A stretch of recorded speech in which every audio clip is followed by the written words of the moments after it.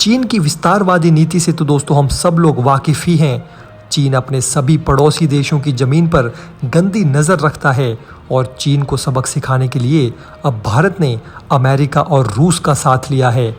भविष्य में चीन के विस्तारवाद को चुनौती देने के लिए भारत, रूस और अमेरिका एक साथ मिलकर काम कर सकते हैं। दोस्तों, हमने आपको हाल ही में बताया था कि कैसे चीन से डरकर रूस ने अपने एक महत्वपूर्ण शहर को भारत के हवाले कर दिया है। रूस के इस शहर पे चीन अपना दावा ठोका करता था, लेकिन अब भारत उस जगह पर सैटेलाइट सिटी का निर्माण करने जा रहा है। लेकिन दोस्तों, इसी बीच अब खबर सामने आ रही है कि अमेरिका और रूस के लड़ाकू विमान चीन को चारों तरफ से घेरने के लिए कमर कस चुके हैं।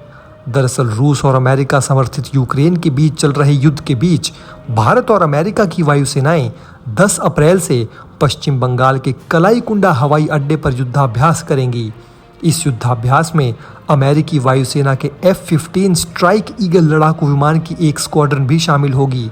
वहीं दूसरी ओर इस युद्धाभ्यास में भारत रूसी मूल के अपने सुखोई 30 जेट को तैनात करेगा। इस तरह से देखा जाए तो भारत, रूस और अमेरिका सब मिलकर चीन को पटकने की तैयारी कर रहे हैं।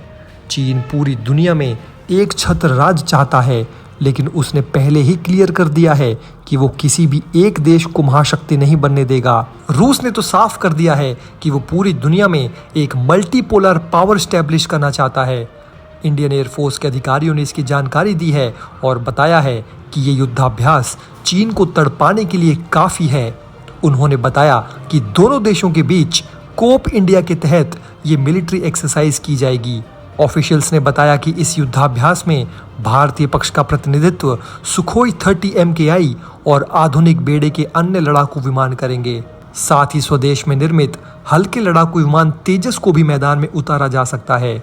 चीन पहले से ही तेजस के तेज से थर थर कांपता है।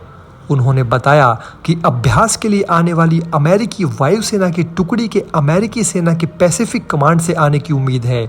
अमेरिका इंडो पैसिफिक क्षेत्र में भारत के साथ समन्वय करता है। भारत के साथ मिलकर अमेरिका क्षेत्र में चीन की दादागिरी पर लगाम लगाने की कोशिश करता है। तो दोस्तों, वहीं दूसरी तरफ अब रूस और यूक्रेन जंग के बीच जहां एक तरफ तो भारत धड़ल्ले से रूस का तेल खरीद रहा था, वहां अब जापान ने भी अमेरिका और यूरोप की धज्जियां उड़ा दी है। जापान ने रूस से तेल खरीदकर G7 देशों की बोलती ही बंद कर दी है। देखता रह गया यूरोप, तेल खरीदकर मालामाल बन गया अमेरिका समर्थित जापान। यूक्रेन युद्ध के बाद से ही भारत दोस्तों कम दाम पे रूस से तेल खरीद रहा था। अमेरिका और उसके सहयोगियों ने रूसी कच्चे तेल पर $60 प्रति बैरल का एक कैप लगा रखा है।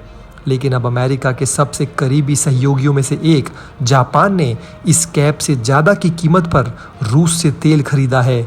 जापान ने अमेरिका से कहा है कि वो उसे अपवाद माने, क्योंकि रूसी ऊर्जा तक पहुंच उसके लिए ज़रूरी है। जापान एक ऐसे समय में रूस से तेल खरीद रहा है जब कई यूरोपीय देशों ने रूसी ईंधन पर अपनी निर्भरता कम कर दी है।